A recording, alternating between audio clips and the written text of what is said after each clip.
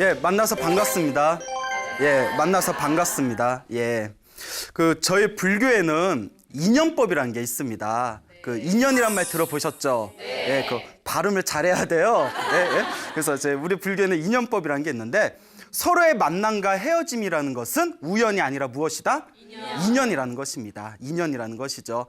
불교에서는 우리가 윤회의 삶을 통해서 태어나고 죽고 태어나고 죽는 수 없는 윤회의 삶을 통해서 수많은 사람들과 수많은 존재들과 인연을 맺게 된다고 합니다. 그래서 이번 생에 내가 새로운 몸을 받아서 새로운 세상에서 새로운 윤회의 삶을 살아가게 될 때 가장 힘이 강한 존재들끼리 업연이라고 합니다. 업의 인연이 강한 존재끼리 만나는 것이 바로 위로는 부모님, 아래로는 자식, 한쪽은 부부관계, 한쪽은 형제 자매나 친한 친구라고 합니다. 그래서 가장 강한 전생의 업의 인연에 의해서 만나게 된 것이 부부 자식과 그리고 부부와 형제 자매나 친한 친구라고 하죠. 그래서 내가 전생에 좋은 업을 많이 지었는지 나쁜 업을 많이 지었는지 내가 전생에 복을 많이 지었는지 전생에 복을 적게 지었는지를 알 수 있으려면 내 주위에 어떤 사람이 있는지를 보면 알 수 있다고 합니다. 왜 그런 거 하니? 끼리끼리 만난다는 거예요. 예, 끼리끼리 만난다. 근데 이 업연이라는 게 굉장히 오묘합니다. 예를 들어서 부모님은 잘 만났는데 남편이나 아내를 잘못 만나는 경우도 있고, 그렇죠. 남편이나 아내를 잘못 만났는데 자식을 잘 만나는 경우가 있고, 그리고 어려서 부모를 잘 만나고 나이가 들어서는 부부를 잘 만났음에도 불구하고 자식이 이상한 자식을 만나서 마지막 말년을 속을 썩히면서 살아가는 그런 경우도 있습니다. 예, 격렬하게 또 공감을 하시네요. 예, 남 얘기들 같지 않죠? 왜냐하면 다 우리 현실에서 펼쳐지는 이야기입니다. 그 중에서 이 부부 관계가 제일 오묘하다고 합니다. 왜냐하면 부모와 자식은 서로 혈연이지만 부부는 전혀 생판 서로 모르는 피 한 방울 섞이지 않은 사람들이 서로 만나서 반평생을 살아가기 때문에 이 부부관계가 굉장히 오묘하다고 합니다. 그래서 이번 생에 남편이나 아내를 잘 만나는 것도 전생의 큰 복이라고 합니다. 서로가 만남을 가질 때, 서로가 관계를 가질 때 두 가지 목적에 의해서 만난다고 합니다. 그 두 가지 목적이 무엇인고 하니 전생에 지어놓은 은혜를 갖기 위해서 만나는 사람도 있고 원수를 갖기 위해서 만나는 경우도 있대요. 그러니까 여러분 집에 가서 내 남편이나 아내를 보면서 저게 웬수인가 저게 내가 은혜로 만난 은인인가 한번 이렇게 고민해 보세요.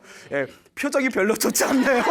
예, 저게 웬수인가 은인인가. 그래서 내가 빚을 받기 위해서 만나는 경우도 있고 내가 빚을 갚기 위해서 만나는 경우도 있습니다. 그러니까 부부관계가 서로 화목하고 좋고 금슬이 좋으면 전생에 은혜로 만난 사이겠죠.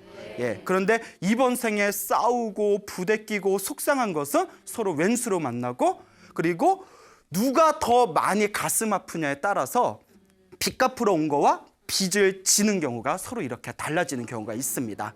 쓰는 내가 조금 더 손해보는 것 같아요. 그럼 내가 빚진 게 더 많은 거예요.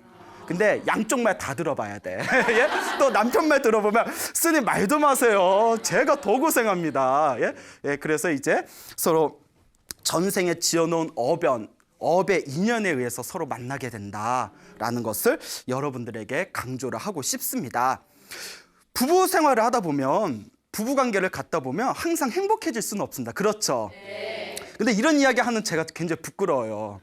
예, 내가 결혼을 해봤어. 내가 연애를 해봤어. 그렇잖아요. 그러니까 맞아 이러시네요. 가끔 절에 있다가 이렇게 상담을 오신 분들이 있으면 대부분이 부부관계 아니면 자식 문제예요. 예? 그러면 정말 좀 난감해요. 내가 자식이 있어. 내가 부인이 있어. 이제 뭐라고 해요? 그냥 가만히 들어주고 기도를 열심히 해라. 전생에 내가 복이 많으면 좋은 사람 만났을 것이고 내가 복이 없으니까 그런 사람을 만난 거다. 누구를 탓하겠는가. 기도를 많이 하고 복을 많이 지으십시오라고 항상 당부를 드립니다. 옛날에 어느 부부가 있었대요. 어느 젊은 부부가 있었는데 남편이 아주 못됐어. 허구한 날 부인을 때리는 거예요. 아, 그래요. 그 여자 때리는 남자는 상종도 하지 말라고 하죠. 그 여러분, 남자가 한 번 손을 대면 두 번, 세 번 쉬워진답니다. 손 대는 게. 한 번 손 댈 때 깔끔하게 갈라져야지. 내가 무슨 얘기하는 거지? 하여튼 그렇다고 뭐 이혼하라는 얘기는 아니고, 하여튼 한 번 손 댈 때 그때 버릇을 딱 잡아놔야 된대요. 예, 남자분들 동감하십니까? 뭐 표정이 별로 안 좋으신데, 예, 그렇죠. 요새 또 여자 때리는 남자 많이 옛날보다는 줄어들었잖아요. 근데 옛날에는 남존여비라는 사상이 있었기 때문에 남자가 그렇게 여자에게 이제 손찌검을 하는 그런 경우가 있었나 봐요. 근데 이 남자가 허구한 날 술 마시고 들어와서 밤에 들어와서 방 안에다가 오줌을 아무데나 찍찍 싸고 부인을 보면 그렇게 때린다는 거예요. 그래서 별명이 개 같은 놈이었대요. 마을 사람들이. 아니, 맨날 오줌 찍찍 싸고, 예? 맨날 부인 때리니까 저런 개 같은 놈, 마을 사람들이. 근데 하루는 이제 스님이 어느 스님이 그 마을에 탁발을 나오셨대요. 다 목탁을 두들기면서 다 탁발을 다니다가 그 매 맞는 아내 집 앞에서 이렇게 목탁을 두들겼는데, 아이고, 스님이 오셨는데 그 뭐 쌀 한 대박이라도 좀 드리자 하고 이제 쌀을 한 대박 푹 퍼서 딱 나왔는데, 스님이 딱 그 여자를 보니까 얼굴에 시퍼렇게 멍이 들어 있는 거예요. 스님이 여보소, 색시 왜 그러시오 하고 이렇게 물어보니까 이제 그 아낙네가 부인이 이제 자초지종을 얘기를 합니다.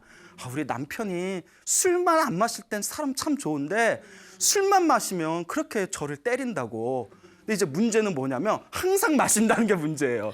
예? 항상 술을 마시고 그렇게 이제 부인을 때리는 거예요. 그러니까 이제 스님이 가만히 보더니 전생의 업보로구나, 전생의 업보야 이러시더래요. 전생의 업보로구나. 내가 비방을 가르쳐 드릴 테니 한번 해보겠어. 비방을 가르쳐 준다니까. 그럼 뭐 방법이 있겠습니까? 당장 산에 가서 쌀이나무, 얇은 쌀이나무 아시죠? 우리 쌀이나무로 빗자루 만들잖아요. 쌀이나무 100개를 가져와라. 쌀이나무 100개로 묶어가지고 빗자루를 만들어라. 그러니까 쌀이나무 100개를 이제 묶어서 빗자루를 만드는데 100개의 나뭇가지로 묶어놓은 빗자루를 10개를 만들어라 했대요. 10개를 만들어라. 예, 리액션 엄청 좋으세요. 100개 10개 만들었대.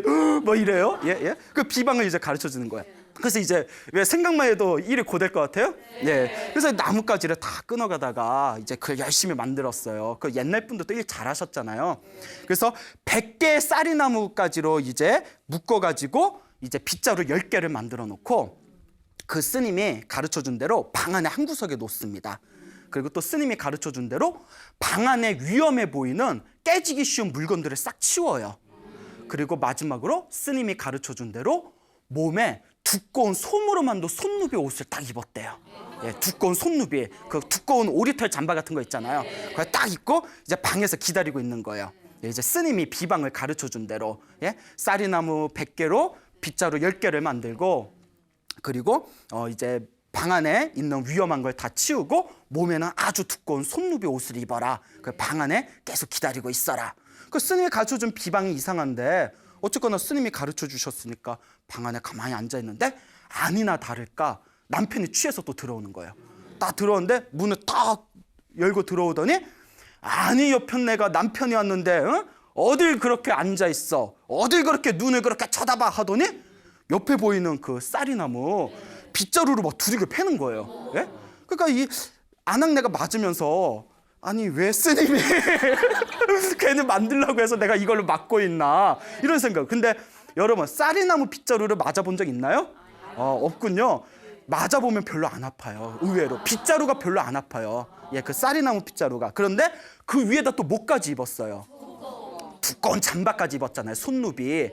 그러니까 퍽퍽 소리만 요란하지 이렇게 얼굴만 이렇게 가리고 있으면 퍽퍽 소리만 요란하지 하나도 안 아픈 거예요. 그러니까 때려도 이 맞는 여자가 소리를 꽥꽥 질러야 뭔가 때리는 손맛이 느껴지는데 그렇잖아요. 또 막 그렇다네요. 예? 이 손맛이 느껴지는데 소리를 안 지르니까 화가 나가지고 옆에 뭐 던질 게 있나 보는데 뭐 있어요 없어요. 그 화딱지가 더 나서 그래 네가 죽나 내가 죽나 해보자 하더니 밤새 내내 패는데 쌀이나무 빗자루 10개가 다 부러질 정도로 때렸대요. 예. 근데 별로 아파요 안 아파요? 안 아프죠. 자기만 힘들죠. 그거 씩씩거리고 나가더래요. 10개가 다 부러지고 나서. 그래서 부인이 이게 끝난 건가? 스님이 비방을 가르쳐줬는데 이게 단가? 이왕 맞을 거 덜 아프게 맞으라고 이 방법을 가르쳐준 건가? 그 다음날 또 저녁이 됐는데 남편이 또 술 먹고 슬슬 들어오는 거예요. 술 먹고 슬슬 들어와서 와가지고 또 이제 부인이 덜덜 떠는 거예요. 이 아낙네가 또 때릴까 봐. 근데 남편이 보더니 한 번 씩 웃더니 그 옆에서 그냥 아랫목에서 잠을 드르렁 코를 고면서 잠을 자는 거예요. 술 먹고 왔는데 자기 때리질 않아. 그 오히려 몸이 이상해. 왜? 맞을 때가 됐는데 왜 안 때리지? 사람 뭐 근질거리게. 그 너무 기쁜 거예요. 때릴 사람이 안 때리니까. 그 뒤로 남편이 술 먹고 그 약간 그 진상이라고 하죠. 진상 부리는 성격은 못 버렸지만 자기 때리는 거는 사라졌대요. 자기 때리는 성격이 사라졌다는 거예요. 너무 놀랍지 않습니까? 몇 달 후가 지났어요. 그러니까 이 아낙네도 이제 얼굴에 생기가 돌아요. 예? 그 이제 더 이상 맞질 않으니까. 하루는 이제 스님이 그 스님이 또 탁발이 왔어요. 몇 개월 만에. 스님 어서 오십시오. 저희 방에 오셔서 저희 집에서 맛있는 것 좀 드십시오 하고 은인이니까 온갖 진수성찬을 차려서 스님한테 확 공양을 올리면서 스님 도대체 어떤 비방이길래 남편이 그날 이후로 저를 때리질 않습니다. 비결이 무엇입니까? 그 스님이 이와 같이 얘기합니다. 실은 모든 게 전생의 업보였습니다. 전생에 어떤 업이 있었습니까? 실은 부인인 당신은 머나먼 전생에 큰 부잣집 아들이었습니다. 큰 부잣집 아들이었는데 성격이 아주 지랄 맞았대요. 예? 아주 성격이 못됐답니다. 그러니까 화가 나면 그 화를 이기지를 못하고 집에서 키우던 개가 있었는데 그 개를 사정없이 두들겨 팼다는 거예요. 사정없이 화가 나면 화풀이 하려고. 예? 그 개를 막 두들겨 패다가 개가 맞다가 결국은 그 매질에 못 이겨서 개가 한을 품고 죽었답니다. 한을 품고 죽었어요. 그 개가 원한을 품고 죽은 그 강한 어변의 힘에 의해서 수많은 생이 지난 뒤에 이번 생에 부부로 만나게 된 겁니다. 그 부잣집 아들, 성격 지랄 맞았던 부잣집 아들이 바로 이번 생에 누구고, 그 매막던 아낙네고, 그 원한을 품고 죽었던 개가 바로 누구다? 남편이다. 남편 별명이 뭐였다고요? 개 같은 놈이었잖아요. 이제 진짜 개였어. 전생이 진짜 개였다는 거예요. 그래서 자기가 맞은 만큼 때려야 이 업이 풀리는데 자기가 그 어변을 보니까, 그 업보를 보니까 앞으로 10년은 맞아야 된다는 거예요. 얼마나 때렸는지. 10년을 맞아야 되는 그 업을 줄이기 위해서 쌀이나무 100개를 묶어서 그걸 한 번에 맞으면 한 번에 몇 대를 맞은 거예요. 100대를 맞은 거다. 그렇게 100대씩 10개가 부러질 정도로 많았으니 그렇게 맞아야 할 업을 10년 동안 맞아야 할 업을 단박에 모두 소멸시킨 것이다 라는 불교 설화가 전해지고 있습니다. 자, 이 이야기를 이제 우리가 굉장히 한번 의미 깊게 생각해 봐야 되는 게, 그러면 스님 이렇게 맞을 때 그러면 어차피 전생의 업에 의해서 맞는 거면 이왕 맞을 거 뭐 막대기로 맞느니 차라리 쇠파이프로 맞고 뭐 이런 게 맞습니까? 또 그러면 돼요, 안 돼요? 또 그러면 안 되겠죠? 여기서 말하고자 하는 가장 강한 그 교훈은 내가 이번 생에 겪게 되는 어떤 좋지 못한 상황들이 다 어디서 넘어온 거다? 전생에 내가 지었던 빚일 가능성이 크다는 겁니다. 그리고 내가 전생에 지었던 빚, 전생에 지었던 업보에 의해서 이번 생에 갚아야 할 것이라면 이번 생에 그것을 풀기 전에는 쉽게 그것이 사라진다, 사라지지 않는다. 사라지지 않는다는 것입니다. 알겠죠? 그러니까 만약에 누군가 자기를 괴롭히는 사람이 있으면 전생에 내가 저 사람을 괴롭혔기 때문에 이번 생에 저 사람이 나를 이토록 괴롭히나 보구나. 이번 생에 내가 저 사람의 괴롭힘을 원망하지 않는다면 이번 생에 저 사람과 나 사이의 원한이 모두 사라지겠구나라는 그런 마음을 일으킨 게 바로 불교의 가장 중요한 수행입니다. 근데 쉬워요, 어려워요? 그럼 뭐가 쉬워? 다 어려우면. 그게 바로 불교의 수행이에요. 이 이야기를 듣고 어느 거사님이 어이구 스님, 우리 아내가 나만 보면 그렇게 바가지를 긋는다고. 근데 스님 이 이야기를 듣고 내 마음이 많이 위안이 된다고. 근데 이 거사님이 집에 갔어요. 부인이 또 막 잔소리를 해. 막 바가지를 긁어. 1시간 실컷 잔소리하니까 이제 부인이 이제 힘들잖아요. 이제 가려는 거 이렇게 손을 싹 붙들고 여보 한 번 더? 뭐 이러더래요. 한 번 더 잔소리해달라고. 그거 이 인간이 미쳤나 하면서 또 잔소리를 막 또 1시간 했대요. 그럼 막 이제 또 헐떡이고 힘들잖아요. 이 인간이 미쳤나 하면서 이제 또 나가는데 또 이제 이 거사님이 남편이 또 손목을 한번 잡더니 one more time 막 이러더래요. 이 부인이 여보 밖에서 뭘 잘못 먹었냐고, 왜 그러냐고, 인생 놓아버렸냐고. 그래서 이 이야기를 해줬대요. 내가 절에서 광우 스님을 만났는데 이 이야기를 듣고 내가 너무 와닿는 게 있어서 이 이야기를 내가 너무 와닿는 게 있어서 실천하는 중이다 했더니 부인이 감동을 했대요. 아, 내가 바가지하면서도 사실 부인이 알아요, 몰라요? 알잖아요. 내가 이러면 안 되는데 한 거 아는데 남편이 그걸 다 전생에 내 업이다 하고 받아준다는 그 말을 듣고 감동을 해가지고 그 뒤로 바가지를 긋는다, 안 긋는다? 긁는데요. 긋는데 뭐라고 긁느냐면 전생에 당신 업이니까 받아 이러면서 바가지를 긋는데요. 그러면서도 분위기는 많이 좋아졌대요. 분위기는 많이 좋아졌답니다. 자, 이런 마음이 중요합니다. 그리고 혹시 아내나 남편을 좀 미운 마음이 들거나 막 때리거나 안 좋은 얘기를 하시는 분이 있으면 스스로 한번 생각해 보세요. 내가 전생에 개였나? 예? 내가 전생에 개였고 저 남편이나 아내가 전생에 나를 너무 괴롭혔기 때문에 내가 저 사람한테 이렇게 내가 안 갚음하는 것인가? 예? 내가 전생에 개였다고 생각하면 좋아요, 싫어요? 싫죠. 싫으면 바뀌어야 돼요. 바뀌어야 됩니다. 아시겠죠? 아, 나는 전생에 개가 아니었다.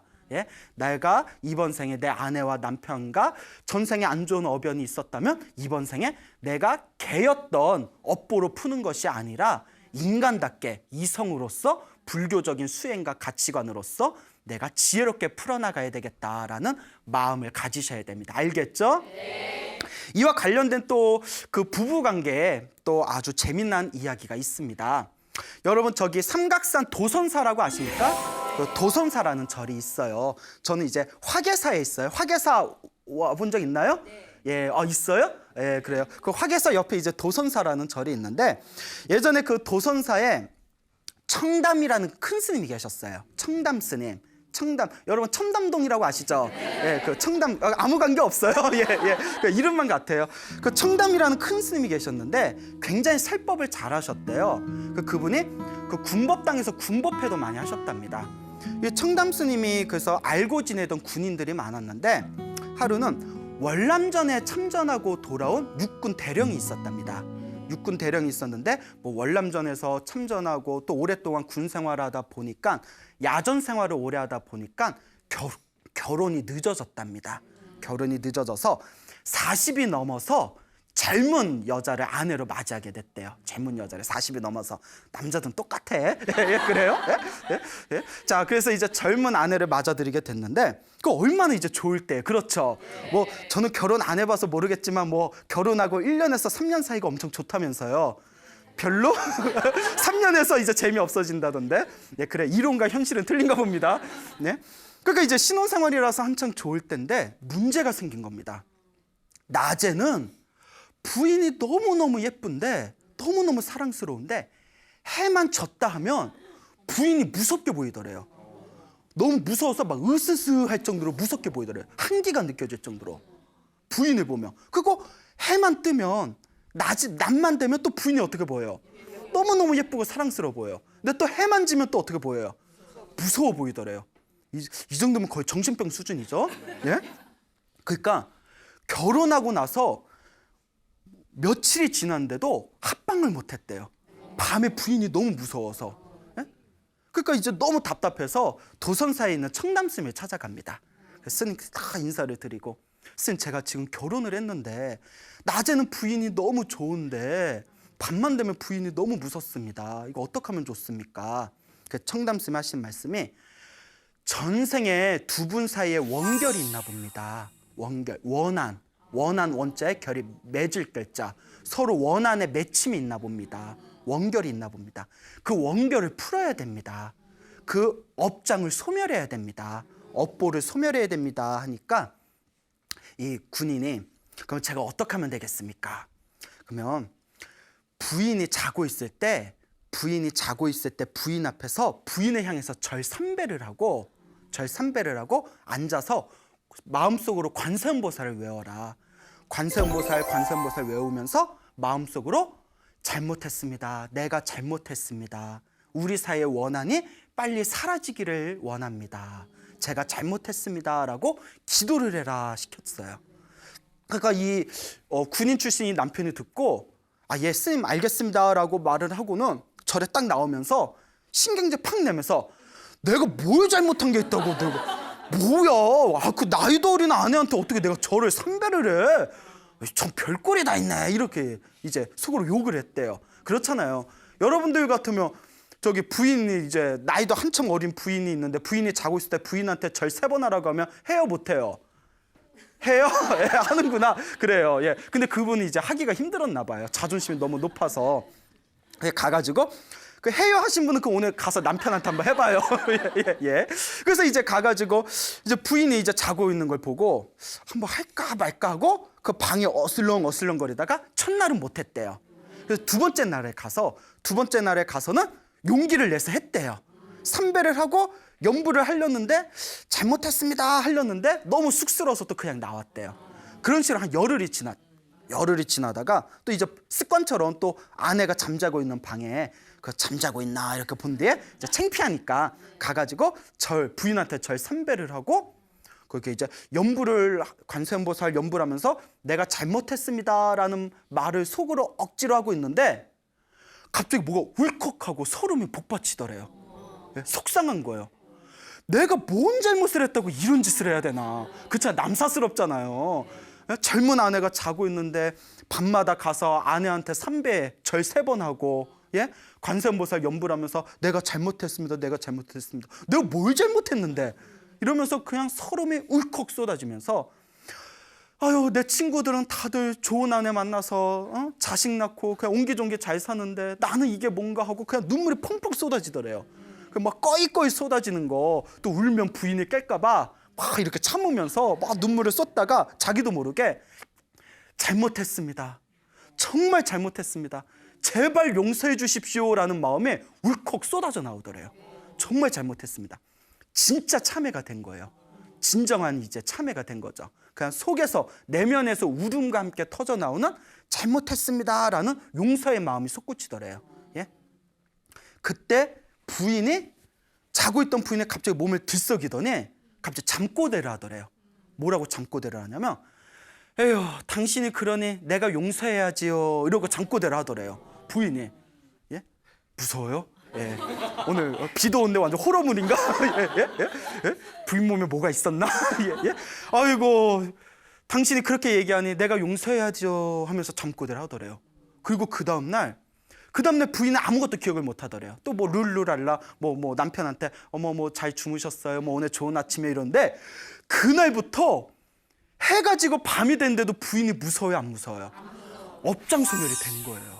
전생에 맺혔던 원한의 맺힘이 사라지게 된 겁니다. 그러니까 밤마다 어떻겠어? 여기까지 여기까지. 그리고 그렇게 이제 찰떡궁합을 이뤄가지고 애도 낳고 그렇게 행복한 그런 부부 생활, 가정 생활을 이루게 되었다라는 이런 이야기가 청담스님 법문에 나옵니다. 바로 내가 지었던 업에 의해서 서로 만나게 되는 것이 바로 부부의 인연입니다. 여러분 생각해 보세요. 전생에 내가 살아오면서 얼마나 많은 사람들을 만났겠어요? 얼마나 많은 중생들과 서로 얽히고 설킨 인연이 많았겠습니까? 그 중에는 좋은 인연도 있었을 테지만 또 나쁜 인연도 있었을 테죠. 우리가 이번 생에 살아가면서 좋은 인연만 만나면 얼마나 좋겠습니까? 하지만 살다 보면 나쁜 인연도 만날 수밖에 없지 않습니까? 그 좋은 인연, 나쁜 인연 할 것 없이 모두 다 누가 지은 업이다. 내가 지은 업이라는 거예요. 그래서 우리 불교에서는 항상 이렇게 이야기합니다. 내가 전생을 볼 수만 있다면, 우리가 전생을 볼 수만 있다면 이번 생에 죄를 저지를 사람이 아무도 없을 거래요. 근데 보여요, 안 보여요? 안 보이죠. 그러니까 이렇게 사는 거예요, 우리가. 안 보이니까 같은 잘못 또 저지르고 똑같은 실수 또 저지르고 남 원망하고 미워하고. 하지만 내가 전생에 지었던 업연에 의해서 내가 저 사람들을 만난 것이구나. 나에게 잘해주는 사람은 내가 전생에 그만큼 저 사람에게 베풀었기 때문이고, 나에게 못되게 굴었던 사람은 그만큼 내가 전생에 저 사람에게 상처를 주었기 때문이구나 라는 것이 완연하게 내 가슴 속에 각인이 된다면, 이 세상에 조금 좋은 일이 생겨도 그것에 집착할 일이 없고, 나쁜 일이 생겨도 그것에 크게 흔들릴 일이 없어지게 될 것입니다. 근데 우리 중생 마음이 그렇지 못하죠. 그래서 기도를 해야 돼요. 여러분들에게 그동안 상처 주고 힘들게 했던 사람이 있으면 다 기도를 하면서, 내가 과거 전생에서부터 알고 지었건 모르고 지었건 제가 지은 죄업을 참회합니다 하면서 부처님한테 절도 하고 기도도 하면서 내가 전생에 지었던 나의 잘못되어진 악업들을 하나하나 소멸해야 됩니다. 내가 살아가면서 안 좋은 사람들을 자꾸 만나게 되고 안 좋은 일들이 자꾸 생기게 되는 것은 전생에 지어놓은 업장이에요. 업장이 업의 장애라는 거예요. 내가 지어놓은 안 좋은 악업에 의해서 장애물이 생긴 것을 업장이라고 합니다. 알겠죠? 그러면 내가 편안하고 행복하게 살기 위해서는 그 업장을 어떻게 하면 될까요? 그렇죠. 소멸시켜야 되죠. 그 업장을 소멸시키는 방법이 바로 기도하고 복짓고, 그 제일 중요한 거, 마음을 잘 쓰는 거예요. 예? 여러분 오늘 또 이렇게 좋은 본문 듣잖아요. 그렇죠? 근데 본문 들을 때 어때요? 맞아 막 이러죠. 근데 집에 가면 또 어때요? 예? 내가 우습게 보여? 막 이러면서 예? 그래요 안 그래요? 예? 그 마음을 잘 써야 돼. 예? 근데 맨날 좋은 얘기는 귀로만 듣고 몸으로는 또 똑같은 실수 저지르고, 그래서 우리를 중생이라고 부르는 거예요. 예? 그 오죽하면 뭐 사람이 자꾸 실수하고 잘못 저지르면 아이고 이 중생아 이러지 않습니까? 그 우리가 중생이에요. 옛날에 그 어느 불자님이 계셨어요. 어느 보살님이 계셨는데, 이분이 집안도 넉넉해요. 집안도 넉넉하고 자식들도 잘 키웠어요. 그래서 남부를 게 없는데 남들한테는 말하지 못할 자신만의 큰 고민이 있었대요. 뭔가 하면 남편이 밖에서는 양반 소리 들을 정도로 성격이 묻어나대요. 밖에서는 양반 소리 들을 정도로 성격이 묻어난데 집에만 오면 그렇게 자신한테 화를 내고 구박을 준대요. 그런 경우 있죠. 밖에서는 야 어머 너네 남편처럼 신사가 어딨어, 그러잖아요. 네가 한번 살아봐 막 이러잖아요. 예? 그런 경우 있지 않습니까? 밖에서는 그렇게 천하의 신사고 양반인데 집에서는 그렇게 자기를 구박하고 화를 내요. 그래서 이제 옛날 분이니까 이제 부모님들이 서로 이제 맺어준 사이라서 얼굴도 모르고 결혼했는데, 그 워낙 남자 쪽 집안이 건실하고 그리고 남편이 직장도 번듯하고 사람도 성격이 좋다고 하길래 딱 중매를 맺어서 결혼을 했대요. 그 결혼을 했는데 남편이 신혼 초기부터 그렇게 화를 잘 내더래요. 화를 잘 내고 어느 정도냐면 조금만 실수해도 밥상을 엎어버린대요. 예? 세상에 요새 밥 차려주는 것도 밥 차려주는 부인이 밥을 차려줘도 황송한 시대인데, 그 당시에는 막 밥상을 엎어버리고, 그것도 누가 치워? 자기가 치워요? 또 부인이 치우잖아요. 그러니까 화만 내면 차라리 나은데 밥상 그거 다 엎으면 그거 닦고 치우느라고 또 힘들어 죽겠다고 그렇게 밥상을 엎어버리는 거예요. 그러니까 맨날 저 그지 같은 남편 그렇게 욕을 했대요. 너무 남편이 자기를 구박하고 화를 잘 내니까 속에 막 화병이 쌓이는 거예요. 그 사람이 답답하면 누군가에게 털어놓고 싶잖아요. 그럼 막 친한 친구나 친척한테 털어놓으면 사람들은 몰라. 네가 배가 부르니까 그런 소리 하는 거라고. 남편이 돈 잘 벌어주지, 남편이 밖에서 잘 나가지, 그러니까 네가 배가 불러서 그런다고. 그 화병이 더 커지는 거예요. 예? 그렇죠 여러분. 막 감정이입이 되시죠? 짜증나시죠? 예? 이분이 병까지 들 정도였대요. 남편 때문에. 막 위궤양 막 걸리시고, 막 위액이 막 속이 쓰리시고, 예? 남 얘기 같잖아요. 예? 그 보기도 싫은 거예요. 예? 그래서 이제 애들 때문에 살았대요. 애들 때문에. 그 애들 하나 바라보고 살았는데 너무 힘드니까 이제 절에 다녔답니다. 절에 다녀서 스님들 법문도 듣고 스님들한테 이제 기도도 배우고 그렇게 절에 열심히 다니다 보니까 마음이 많이 안정이 됐대요. 근데 이제 어느 날 어느 스님께서 그 보살님의 사정 이야기를 듣고는 아이고 전생에 업 본 것 같다고 두 분 부부 관계에 전생에 큰 업이 있는 것 같다고 그걸 녹이셔야 된다고. 스님 그럼 어떻게 녹일까요? 열심히 기도하십시오. 내가 지은 업이니 누가 풀어야 됩니까? 내가 풀어야죠. 기도하십시오.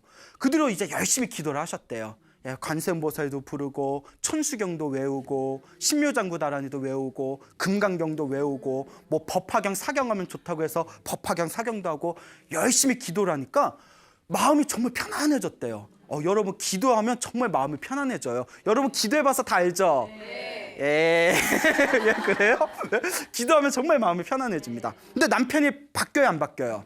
안 바뀌더래요.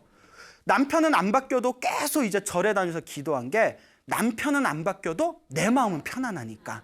예? 그게 힘이 되니까. 그래서 남편은 저러려니 두고 이제 열심히 몇 년 동안 기도하러 다녔는데 이제 낙이 어디 좋은 기도 도량이 있으면 그 좋은 기도 도량 절에 가가지고 이렇게 뭐 철야정지엔 뭐 1박 2일 이렇게 기도하고 오는 게 그런 게 이제 좀 삶의 낙이 되셨대요. 예? 그러니까 왜 그런 거 하면 이제 집에서 남편 안 봐도 되니까. 예?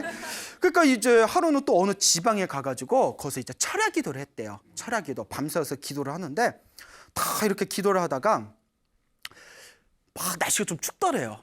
날씨도 춥고 추우니까 막 또 졸립더래요. 뭐 졸려 죽겠고 근데 배가 더 고프더래요. 배도 막 고픈데 갑자기 집에 갈까 하다가 집 생각하니까 누구 생각이 나요? 남편 생각이 나면서 에휴 내가 배가 고프고 춥고 내가 졸려도 내 집에 안 가 내가 이러는데 순간 서름이 또 복받치더래요. 서름이 왈칵 복받치면서 갑자기 오만 생각이 다 들더래요. 배는 고프지 춥지 예? 졸립지 예? 집에 가봤자 남편은 보기 싫은 남편 있지. 순간 내가 왜 이렇게 살아야 되나. 그러니까 나중에는 속상한 마음이 들면서 스님들한테 원망하는 생각까지 들더래요. 맨날 나보고 남편 얘기하면 나보고 업이 두꺼워서 그렇다. 보살님은 전생에 업보가 두꺼워서 그렇다 하는데 내가 뭘 그렇게 잘못했길래 하면서 뭐 오만 생각이 다 나더래요. 그 터진 거야. 예? 그러다가 그냥 그 큰 법당에서 대성통곡을 했대요. 하면 안 돼. 대성통곡을 하니까 같이 기도하던 사람들이 어머 왜 저래? 야 오늘 피하자. 야 오늘 좀 일진이 안 좋다. 예? 여러분 절에서 법당에서 한밤중에 부처님 앞에서 촛불 켜놓고 대성통곡하면 스님도 못 건드려요.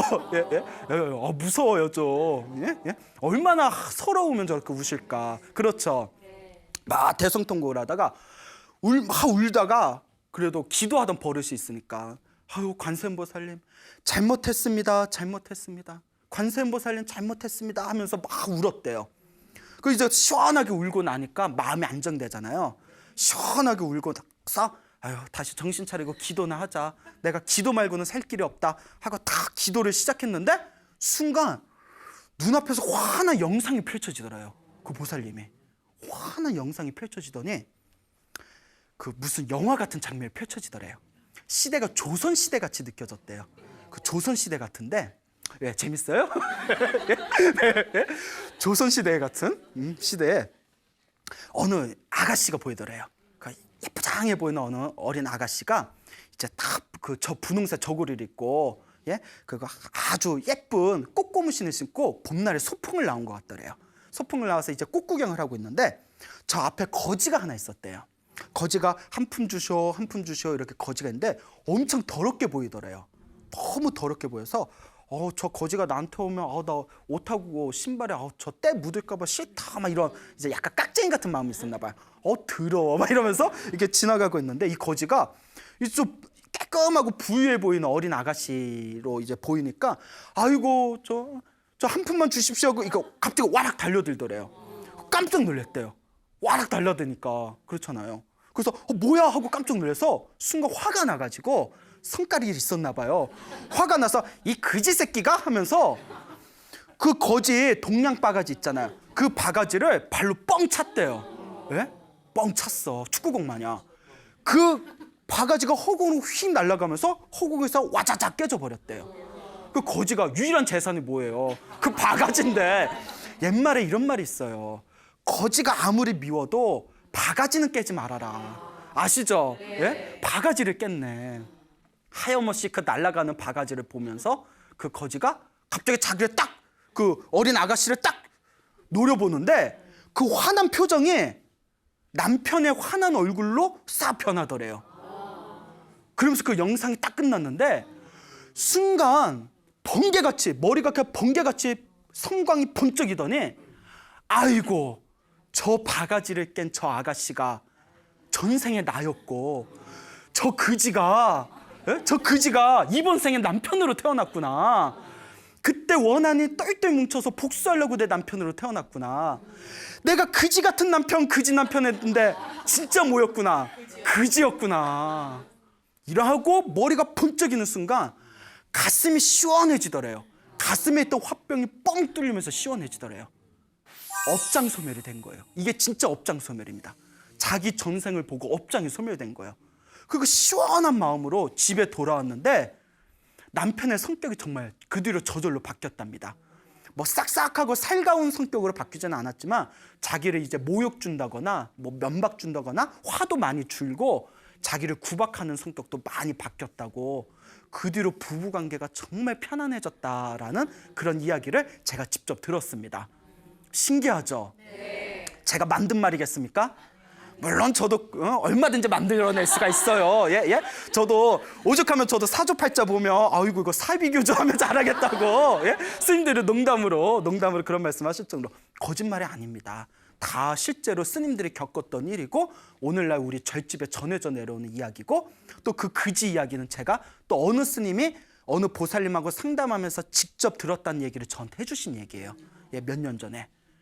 신기하지 않습니까? 네. 예, 불법은 이와 같이 신기합니다. 내가 지은 업을 내가 받는 것이고 그 업을 풀어내는 것도 누가 푸는 것이다. 내가 풀어내는 것이에요. 내가 푸는 것입니다. 예. 여러분, 살아가면서 우리 인생 앞에 얼마나 많은 일들이 펼쳐지고 있어요. 근데 좋은 일이 생기면 아이고 내가 잘나서 이렇게 좋은 일이 생겼나 보구나. 그렇죠? 안 좋은 일이 생기면 다 누구 탓이에요?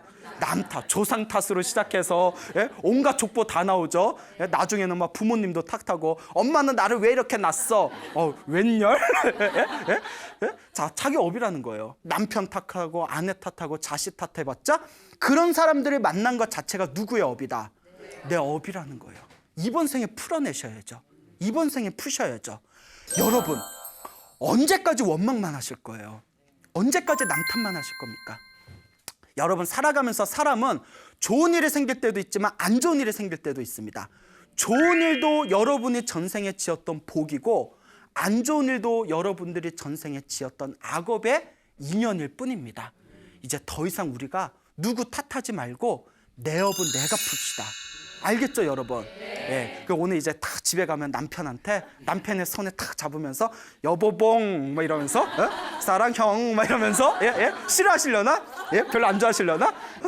자, 가셔가지고 여러분들 주변에 있는 좋은 인연들한테 여러분들의 좋은 마음을 일으키고 여러분들의 업장을 풀어내신다면 여러분들의 삶에 조금씩 변화가 생길 겁니다. 아시겠죠? 네. 여러분 믿습니까? 네. 믿음을 가지시기 바랍니다. 기도로 여러분들의 업을 지혜롭게 풀어내시길 바랍니다.